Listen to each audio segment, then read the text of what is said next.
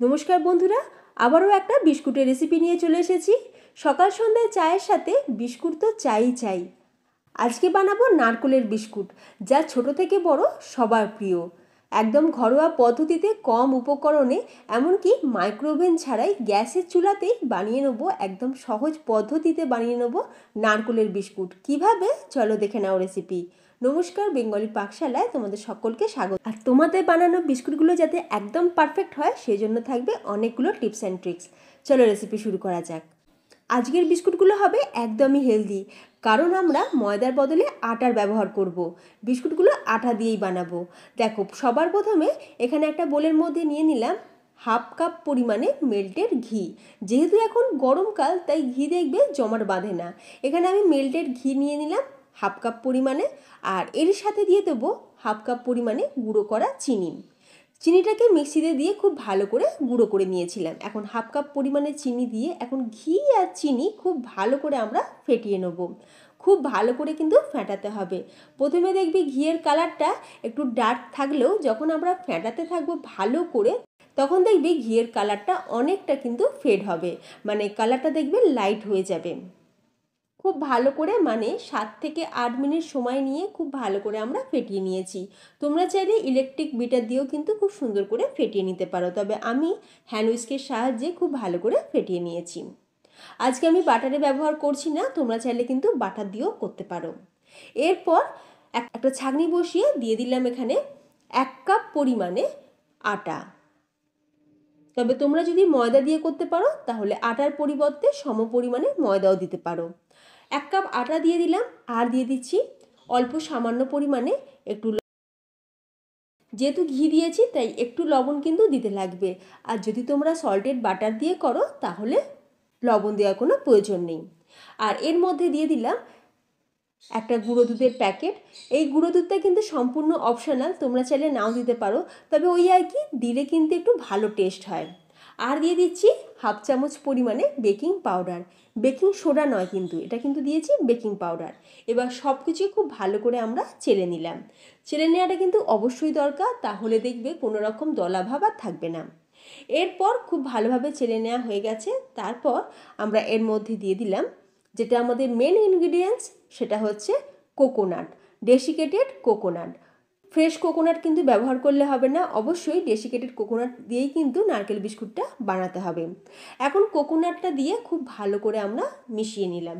আর এখানে আমি 1/4 কাপ পরিমাণে দিয়ে দিয়েছি ডেসিকেটেড কোকোনাট।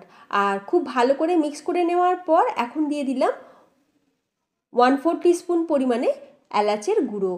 যদি তোমরা এলাচের ফ্লেভারটা পছন্দ না করো, সেক্ষেত্রে অল্প সামান্য ভ্যানিলা এসেন্সও কিন্তু দিতে পারো।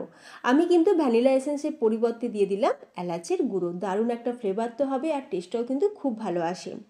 এখন সব কিছুকে একদম হালকা হাতে একটু ভালো করে মেখে নেব। বাড়িতে রুটি পরোটা বানানোর জন্য ঠিক যেরকমভাবে আমরা আটা বা ময়দা মাখি, ওই রকমভাবে মাখলে কিন্তু হবে না। একদম হালকা হাতে ভালো করে মেখে নিতে হবে। খুব ভালো করে মেখে নেওয়া হয়ে গেছে। দেখো, আমাদের এই বিস্কুট বানানোর জন্য আটার ডোটা কিন্তু একদম তৈরি।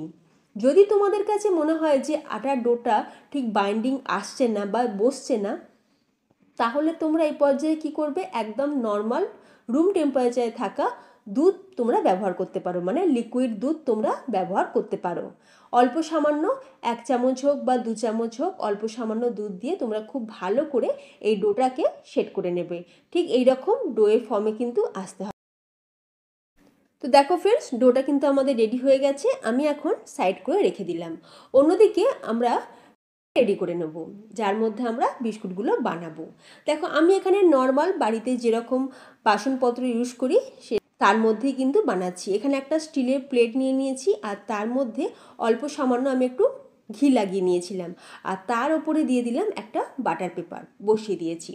বাড়িতে থাকা যে কোনো অ্যালুমিনিয়াম হোক বা স্টিল হোক, যে কোনো পাত্রে তোমরা কিন্তু বিস্কুটটা বানাতে পারো। এই নয় যে বিস্কুট বানানোর জন্য আলাদা করে তোমাদের মোল্ড কিনতে হবে। আর অন্যদিকে দেখো, এখানে আমি নিয়ে নিয়েছি ডেসিকেটেড কোকোনাট অল্প সামান্য পরিমাণে। এটার ব্যবহার আমরা পরে করব, তবে তার আগে আমরা আটার যে ডোটা রেডি করে রেখেছিলাম, সেখান থেকে এরকম গোল গোল করে বল রেডি করে নিলাম। আমার এখানে টোটাল 20খানা বিস্কুট কিন্তু তৈরি হবে 1 কাপ আটা দিয়ে।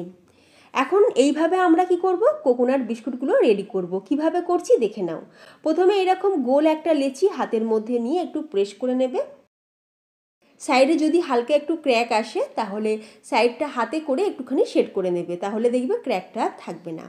তারপর যে ডেসিকেটেড কোকোনাট আমরা রেখেছিলাম তার মধ্যে একটুখানি কোট করে নেবে। এইভাবে প্রত্যেকটা বিস্কুট আমি রেডি করে নেব। দেখো ফ্রেন্ডস, কত সহজভাবে বানানো হচ্ছে আর খুবই কম উপকরণে। আর এই কয়েকটা উপকরণ কিন্তু আমাদের সবার বাড়িতেই থাকে। আর ডেসিকেটেড কোকোনাট তোমরা অনলাইন হোক বা যে কোনো গ্রসারি শপে কিন্তু পেয়ে যাবে। সব কটা বিস্কুট কিন্তু আমি রেডি করে নিয়েছি। এখানে অনেকগুলো বিস্কুট প্রথমে রেডি করে নিয়েছি, বাকি কয়েকটা বিস্কুট রয়েছে সেটা আমি পরের ব্যাচে বেক করে নেব। আচ্ছা, বিস্কুটগুলো বেক করে নেওয়ার জন্য এখানে আমি আগে থাকতেই কড়াই 10 মিনিট গরম করে নিয়েছিলাম, মানে গ্যাসের ওপর কড়াই বসিয়ে 10 মিনিট আমি মিডিয়াম হিটে গরম করে নিয়েছিলাম। কড়াইটা খুব ভালোভাবে গরম হয়ে গেছে। যেহেতু এখন কড়াইটা গরম আছে তাই খুব সাবধানে বিস্কুটের এই ট্রেটা কড়াইয়ের মধ্যে বসিয়ে দিয়ে আমরা চাপা দিয়ে দেবো। এরপর লো ফ্লেমে 15 থেকে 20 মিনিট আমরা বিস্কুটগুলোকে বেক করে নেব। দেখো, বিস্কুটের যে বেকিং টাইমটা সেটা কিন্তু অনেকটা ডিপেন্ড করবে বিস্কুটের থিকনেসের ওপর। তোমরা কতটা পরিমাণে বিস্কুটটাকে মোটা বা পাতলা রেখেছো তার ওপর কিন্তু ডিপেন্ড করবে বেকিং টাইম। যদি তোমরা একটু মোটা রাখো তাহলে 20 মিনিট তো লাগবেই, আর যদি একটু পাতলা রাখো তাহলে 15 মিনিটের মধ্যে কিন্তু বিস্কুটটা খুব ভালোভাবে তৈরি হয়ে যাবে। এখানে আমি এবার 20 মিনিট পর গ্যাস ওভেনটাকে অফ করে দিলাম। তারপর তোমাদের এটা ঠান্ডা হয়ে গেলে আমি তোমাদের দেখাচ্ছি। তো দেখো ফ্রেন্ডস, এখন কিন্তু গরম অবস্থাতে এটা ভীষণই নরম আছে, সফট আছে। এখন কিন্তু একে হাত দেওয়াই যাবে না। যখন পুরোপুরি ঠান্ডা হয়ে যাবে বিস্কুটগুলো দেখবে খুব সুন্দরভাবে সেট হয়ে যাবে। তো কোকোনাট বিস্কুট বা নারকেলের বিস্কুট আমাদের একদম তৈরি। তোমরা দেখতেই পাচ্ছ কতটা খাস্তা হয়ে। এমন অপূর্ব স্বাদের বেকারি স্টাইল বিস্কুট যখন আমরা নিজেরাই বাড়িতে বানিয়ে নিতে পারি তাহলে আর মার্কেট থেকে কেনার দরকার কিসের। একদম হেলদিভাবে আটার কোকোনাট বিস্কুট তোমরা খুব সহজে বাড়িতে বানিয়ে নিতে পারবে এই ভিডিওটা দেখে। তো তোমাদের কেমন লাগলো আজকের এই নারকেলের বিস্কুটের রেসিপি অবশ্যই কমেন্টে জানিও। রেসিপিটা ভালো লাগলে বন্ধু বান্ধব আত্মীয় স্বজনের মধ্যে শেয়ার করে দিও, যাতে তারাও এইভাবে নারকেলের বিস্কুট বাড়িতে বানিয়ে নিতে পারে। যে সকল বন্ধুরা নতুন, তোমাদের কাছে রিকোয়েস্ট রইল চ্যানেলটি সাবস্ক্রাইব করে পাশে থাকার জন্য। তাহলে ভিডিওটা এখানেই শেষ করলাম। তোমরা সকলে ভালো থেকো। ধন্যবাদ।